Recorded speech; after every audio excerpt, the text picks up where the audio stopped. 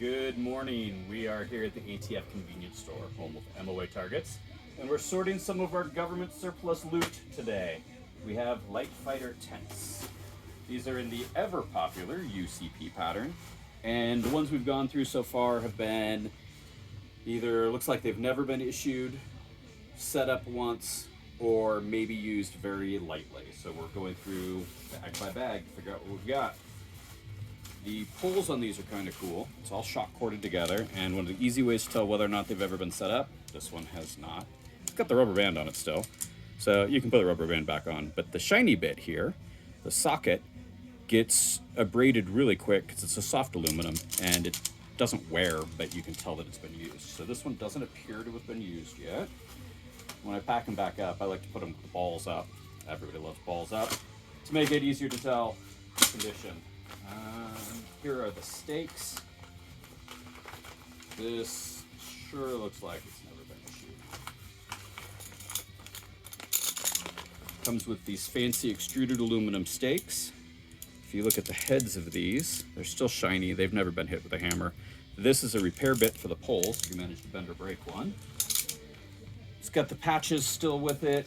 It's got some cord. A lot of those I'm pulling out to separate from the batch. The instructions are still complete, not even torn. So we'll pack all that back up. We'll take a quick look at the tent itself and the rain fly.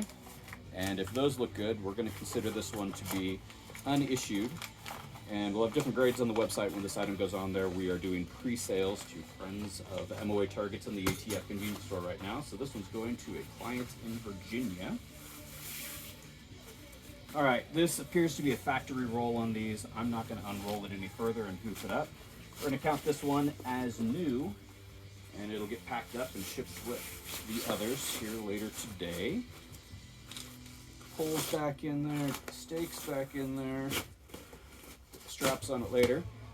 Other surplus wonderful things that we've gotten is we've got a bunch of these Bulldog M249 barrel bags. It's basically an open-ended gun bag designed to hold hot barrels, hot suppressors. These are good for 1800 degrees. And some people have been taking them and cutting them up to make barrel wraps and suppressor wraps out of this material. These will be going on the website. This is a B grade. You can tell it's clearly been used. There's a serial number on it. It's got some sort of a tag.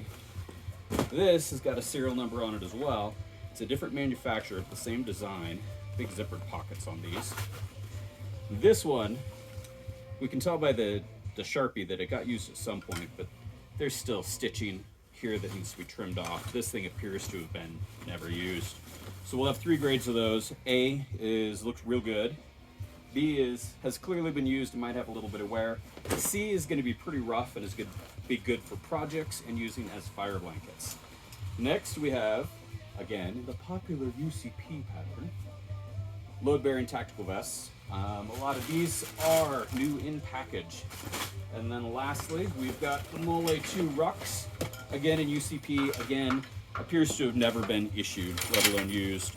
Shoulder straps, pack frames, bags. We have the belts for these coming in the next lot of surplus this week. We'll get those graded and on the website. The new MOA Targets website should be going live mid to late April, we're thinking. And once we're through the rough spot with the new website, we should be fully live by mid-May. And the eventual plan is to spin off all of the soft goods and marketing swag and whatnot and build a new website for the ATF convenience store.